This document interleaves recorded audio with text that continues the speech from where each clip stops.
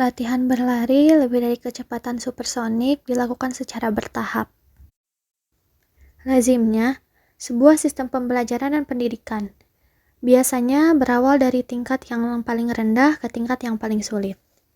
Begitu juga dengan proses pendidikan Prodimar di planet Lagim. Setelah terbiasa dengan satu drula, mereka akan diberi 2 drula. Pada ujian tahap terakhir, bayi-bayi itu diharuskan mampu menghindari kejaran 41 drula. Seminggu pertama dihabiskan Arkitirema untuk menjelajah planet Lagim. Darmina belum memberikan drula untuk teman berlatih Arkitirema. Ia membiarkan Arkitirema menjelajah planet Lagim.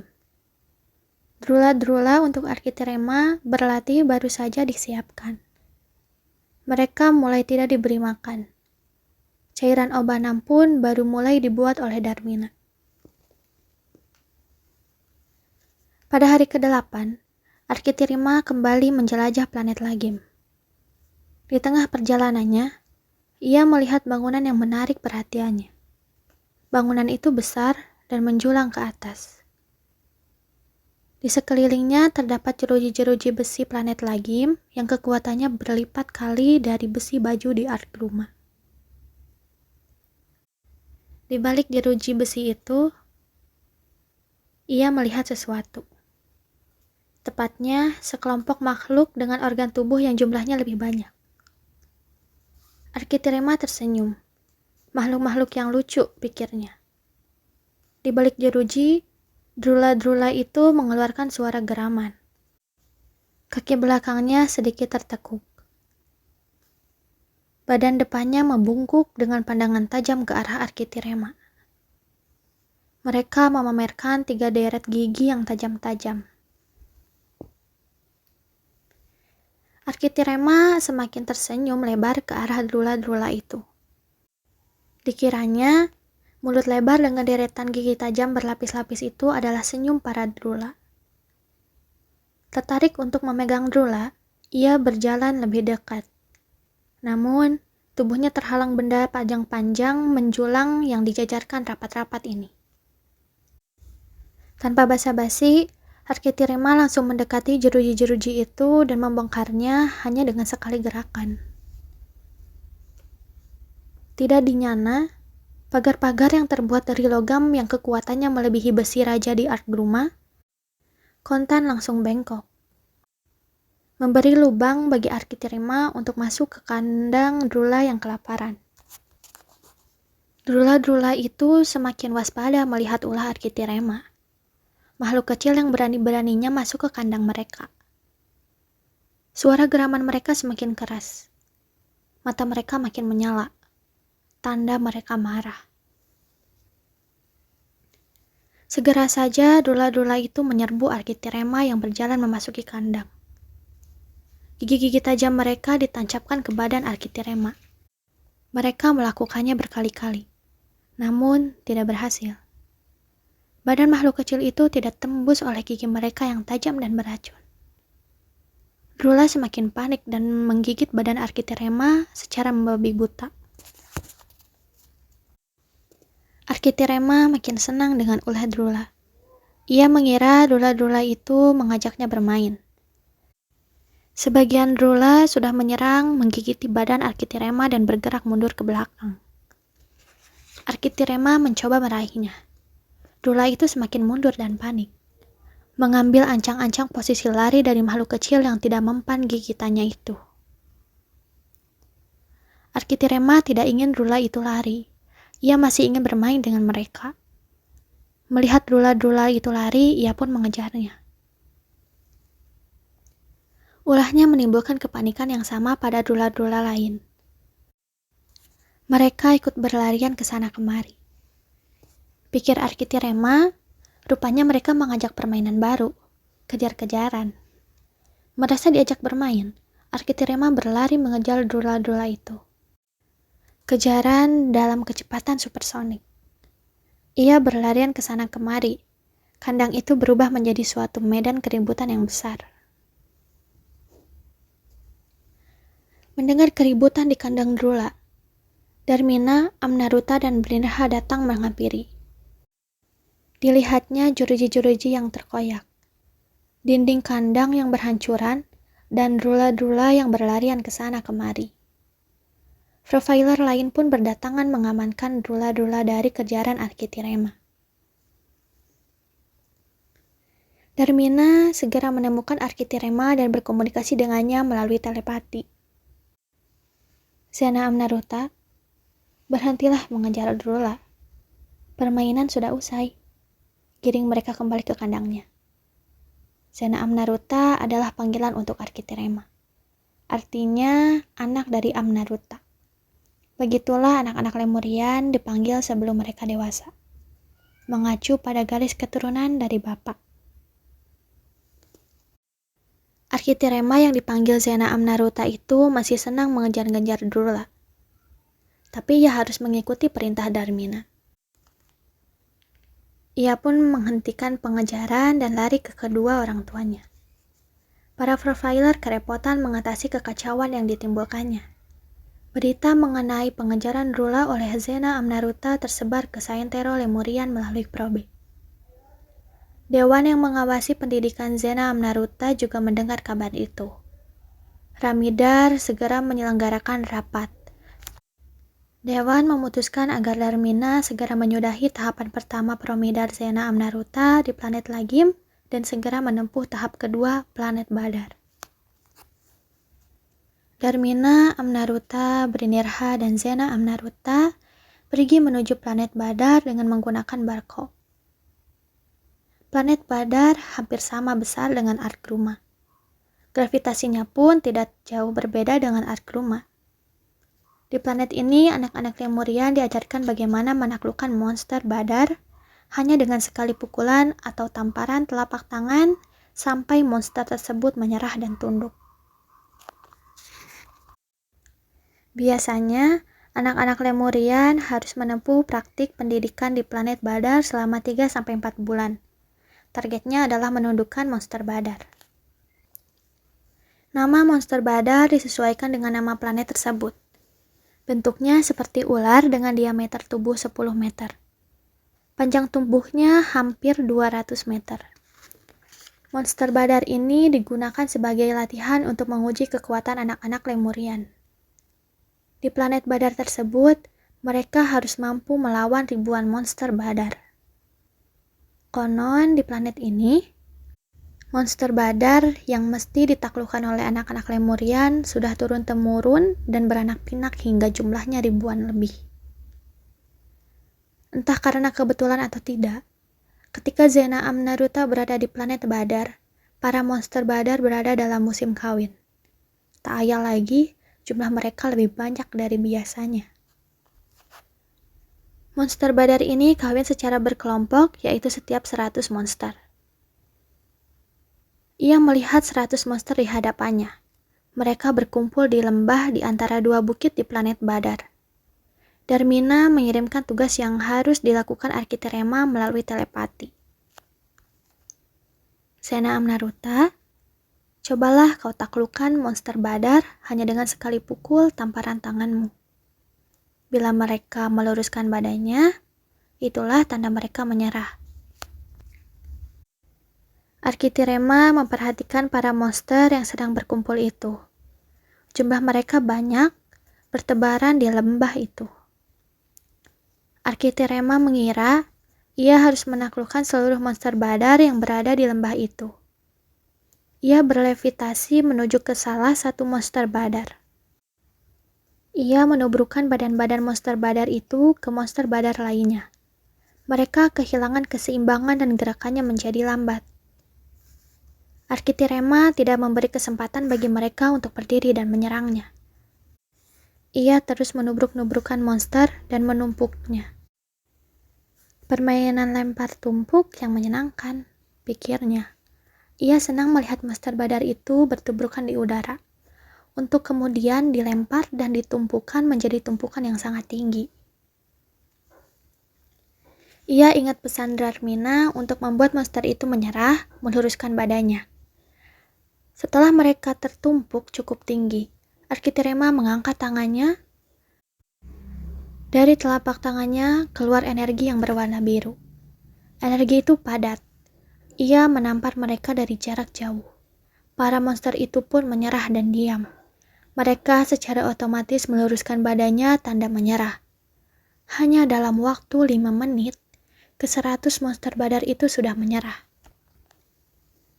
Dari kejauhan, Darmina, Amnaruta, dan Brinirha hanya geleng-geleng kepala. Darmina mengirimkan berita Zena Amnaruta melumpuhkan 100 monster badar dalam waktu 5 menit ke Shintruma, yang kemudian disebarkan melalui probe dan sampailah ke Dewan. Ramidar yang mendengar kabar itu hanya mampu menggelengkan kepalanya. Arkitirema mencatat rekor keduanya di Prodimar. Mau tidak mau, ia harus naik ke tahap selanjutnya di Asteroida. Sebelum memutuskan melanjutkan pendidikan Arkitirema ke tahap selanjutnya di Asteroida, Ramidar menggelar rapat dewan lagi. Pendidikan Arkitirema untuk sementara dihentikan. Dewan perlu membicarakan terlebih dahulu, mengingat perkembangan Arkitirema di planet Lagim dan planet Badar. Sikap dan perilaku yang ditampilkan oleh Arkitirema selama masa pendidikan Prodimar mengundang Dewan untuk mendiskusikan hal ihwan terkait dengan sistem dan masa depan pendidikan yang hendak diterapkan kepada Arkitirema. Akhirnya, keputusan dalam musyawarah bersama bangsa Lemurian menyimpulkan keharusan menjaga Arkitirema untuk dibina, dididik, dan dipantau oleh seluruh bangsa Lemurian. Semua elemen bangsa Lemurian sepakat untuk melaksanakan konsensus ini. Alhasil, sejak keputusan musyawarah bersama tersebut, semua kegiatan Arkitirema langsung dipantau oleh Dewan Lemurian yang beranggotakan semua penduduk Lemurian. Ramidar langsung memimpin Dewan dan melakukan diskusi mengenai pendidikan yang paling cocok untuk Arkitirema. Pendidikan Arkitirema pun terhenti sejenak. Setelah beberapa lama, Dewan akhirnya memutuskan agar Arkitirema melanjutkan tahap Prodimar selanjutnya, yaitu Asteroida. Kembali, Darmina, Amnaruta, Brinirha, dan Arkitirema meneruskan tahapan Prodimar selanjutnya. Arkitirema mulai tumbuh menjadi adak kecil yang kekar dan kuat. Otot-ototnya semakin terbentuk dan terlatih. Ia semakin mahir mengendalikan dan menggunakan kekuatannya. Pikiran dan nalarnya pun semakin aktif. Ia memperoleh keuntungan sebagai anak bangsa, mendapatkan pengetahuan, pengalaman, dan bimbingan dari semua warugha Lemurian. Mereka pergi menuju Asteroida dengan menggunakan barco. Kata Asteroida sendiri diambil dari bahasa Zunda yang berarti batu ruang angkasa. Letak asteroida ini masih di galaksi Bima Sakti, tidak begitu jauh dari tata surya ini. Kira-kira berjarak 5 tahun cahaya dari Atbruma. Di sana terdapat banyak debu kosmik dan asteroida yang besar-besar. Asteroida tersebut berputar dan bergerak secara perlahan-lahan. Tugas anak-anak Lemurian adalah mengendalikan asteroida tersebut sesuai dengan keinginan pikiran mereka. Untuk mampu mengendalikan asteroida tersebut, anak-anak bangsa Lemurian dibekali dengan baju ruang angkasa yang disebut Antruka, dan tabung oksigen yang dibawa di punggung mereka. Baju Antruka tersebut memiliki keunikan shield energi sendiri. Secara otomatis, apabila anak-anak Lemurian tersebut kehilangan kontrol ketika mengendalikan energinya atau kecelakaan, baju itu akan mengeluarkan semacam tirai pelindung bagi keselamatan pemakainya. Bahan dasar baju itu logam Kraiman. Ia juga mampu menahan panas tinggi seperti Antruma, yaitu baju yang digunakan di dasar magma, tetapi memiliki daya serap yang tinggi terhadap keringat. Setelah dibekali baju Antruka dan tabung oksigen, anak-anak Lemurian diberikan kesempatan untuk berpikir sendiri untuk mengendalikan asteroida. Normalnya, pengendalian asteroida tersebut mampu dikuasai dalam waktu 3 tahun. Itu pun diselingi dengan pelajaran lain. Umumnya, para murid bolak-balik memikirkan upaya mengendalikan astrologi sembari sesekali belajar ilmu-ilmu yang lain, seperti ilmu biologi, kimia, dan lain-lain. Dalam waktu tempuh selama 3 tahun ini, anak-anak sejatinya baru dapat mengendalikan asteroida dengan pikiran mereka. Pengendalian asteroida ini masih harus dilakukan dalam jarak radius 2-3 km. Kondisi normal itu ternyata dilewati oleh Arkitirema. Tidak seperti anak-anak yang lain, Arkitirema berhasil menguasai asteroida ini hanya dalam waktu 1 bulan. Bukan Arkitirema bila proses pendidikannya normal dan biasa saja. Arkitirema selalu memiliki rasa ingin tahu yang tinggi. Ia berpikir, bagaimana bila asteroida ini aku beri energi lebih besar dari biasanya? Bagaimana bila aku beri asteroida energi yang selalu berbenturan? Akankah ia seperti monster badar yang bertubrukan? Dilihatnya satu asteroida yang besar melayang-layang bagai bola hitam yang permukaannya tidak rata dan berputar-putar di angkasa. Ia sering memberi energi pada asteroida itu dengan energi yang selalu berbenturan terus-menerus. Padahal, dalam setiap asteroida tersebut mengandung unsur logam yang bernama undana. Tingkat kepadatan logam undana ini sangat tinggi. Undana berbeda dengan kraiman yang terbentuk karena proses penambangan dan pengolahan. Karakter logam undana ini sangat unik. Undana memiliki unsur yang bisa mengubah unsur-unsur lain di alam menjadi hidrogen. Undana terjadi karena proses alamiah. Apabila di sana terjadi benturan energi, apalagi jika dilakukan dengan terus-menerus, maka akan mengubahnya menjadi kebakaran hidrogen. Arkitirema masih asyik memberikan energi berbenturan pada asteroida ini. Tiba-tiba, asteroida itu bergerak dengan sangat cepat. Tidak terkontrol, tetapi masih dalam satu orbit. Lalu, satu asteroida besar kemudian bergerak dengan kecepatan beberapa kali kecepatan cahaya. Asteroida itu mengarah ke Artgruma. Arkitirema sedikit panik. Ia menyadari bahwa asteroida itu bergerak di luar kecepatan normal. Tidak seperti asteroida lain. Orbitnya pun tidak normal. Dan asteroida itu akan bertubrukan dengan Artguma. Arkitirema langsung membayangkan monster badar yang bertubrukan. Bedanya kali ini, dua benda yang akan bertubrukan bukan makhluk hidup. Dua bola besar yang akan bertubrukan. Satu bola itu berisi seluruh makhluk hidup yang ada di dalamnya, termasuk Warugha Lemurian. Di belakangnya, Amnaruta dan Binirha pun ikut panik. Mereka segera melaporkan ke Dewan melalui probe yang selalu menyertai mereka. Untunglah Arkitirema sudah dalam proses pengawasan Dewan. Anggota Dewan pun sudah berjaga-jaga ketika mereka mengetahui Arkitirema sudah memulai proses pendidikan di asteroida. Mengetahui berita darurat itu, Dewan segera membentuk semacam pasukan khusus untuk mengantisipasi kecepatan tumbukan energi ini. Dibutuhkan semacam senjata yang mampu memfokuskan energi pada satu titik untuk menembak asteroida tersebut. Proses tersebut membutuhkan waktu yang cukup lama dan panjang.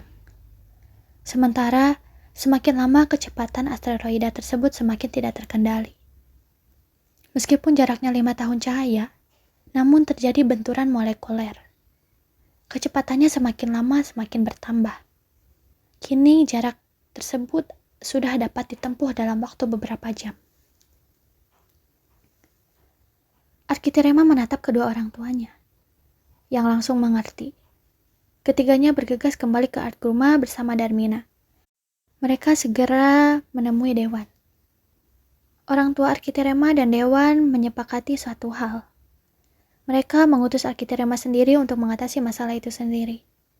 Sebagai paduan, mereka memberikan petunjuk-petunjuk manual secara telepatik kepada Arkitirema. Namun, Ada satu masalah penting. Arkitirema harus dilontarkan ke ruang angkasa dalam waktu yang sangat cepat. Lebih cepat daripada bila arkitirema dikirimkan ke angkasa dengan memakai Vimana. Dalam kondisi ini hanya ada satu pilihan. Lontaran gabungan seluruh Warukha Lemurian. Warukha Lemurian sudah mengetahui situasi darurat ini melalui jaringan probe yang mereka punya. Mereka juga mengetahui pilihan paling strategis yang diputuskan oleh Dewan. Tanpa perlu diberi komando, semuanya segera berkumpul dan menggabungkan energi untuk melontarkan Arkitirema ke angkasa. Sebelumnya, Arkitirema diberi antruka khusus. Arkitirema dilontarkan ke ruang angkasa dengan bantuan energi seluruh Warukha Lemurian.